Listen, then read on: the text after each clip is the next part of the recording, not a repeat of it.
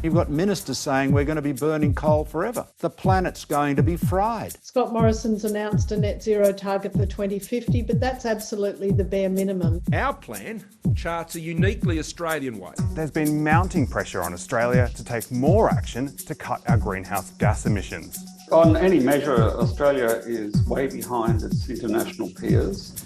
Is that fair? Well, let's look at how Australia's plans compare with other countries. From 2006, our emissions were declining, albeit slowly. Then in 2015, Prime Minister Tony Abbott signed us up to the Paris Agreement. And the last thing we want to do is strengthen the environment and at the same time damage our economy. That's the Labor way. He committed Australia to reduce emissions by at least 26% below 2005 levels by 2030. 2005 was deliberately chosen because that was a particularly high year for emissions. A large number of countries are now on to Australia. They see it essentially as cheating. At the time, the Climate Change Authority criticised those targets, saying we should reduce emissions by between 40 and 60%. The emissions reduction targets for 2030 that Australia took to Paris were woefully inadequate even at the time. Now, our targets were pretty similar to the US's target at the time, only the US was promising to meet it 5 years earlier by 2025. So this gives us the best possible shot to save the one planet we've got.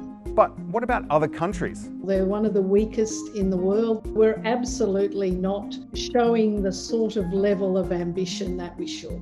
But fast forward 6 years and things have changed. Australia still has the same target, but other countries are streaking ahead with new and much stronger commitments. Compared to 2005 levels, the UK is promising to cut emissions by more than 60%, the US by 50% and Canada by 40%. All that is leaving Australia looking like a laggard. Looking beyond 2030, Australia is now one of more than 80 countries that have committed to reach net zero emissions by 2050. And the less we do now to reduce emissions, the harder that will be. We are basically running out of time. If we don't get there, we're going to be loading on extra costs to our economy after 2030. So how have our emissions been going?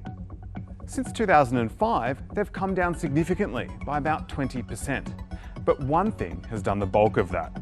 If we pull up the emissions from each sector, the red section is land use change. And for a decade, that's what drove our emissions reductions. Basically, farmers in Queensland cut down fewer trees. Overall, electricity is our biggest source of emissions.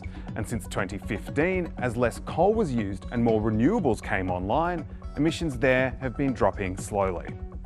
But emissions from fossil fuels in other sectors, industry, transport and mining, have all been going up for years with a temporary drop during the pandemic.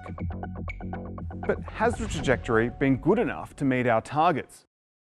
Here's how the government forecast emissions would grow from 2009.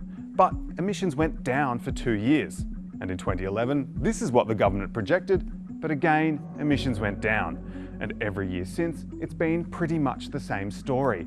Emissions go down while projections predict the opposite. It's not because of anything the federal government has done. It's really because individuals are doing things like putting solar on their roofs, and our state and territory governments in some cases are doing a lot. So where does that leave us? And our plan to reach what will be our new official target of reaching net zero emissions by 2050. Our plan gets the balance right. And if history is anything to go by, we'll probably do better than that. Given that we've set the bar so low at the federal government level, perhaps it's not surprising that that bar has been met. But what is clear is getting to net zero is going to take some serious effort. For electricity, assuming carbon capture and storage doesn't work out, the solutions are clear. Eliminate all fossil fuels and rely entirely on renewable energy and storage. Transport needs to be electrified. For stationary energy, which is mostly heat used by industry, gas can be replaced with electric heat pumps and green hydrogen.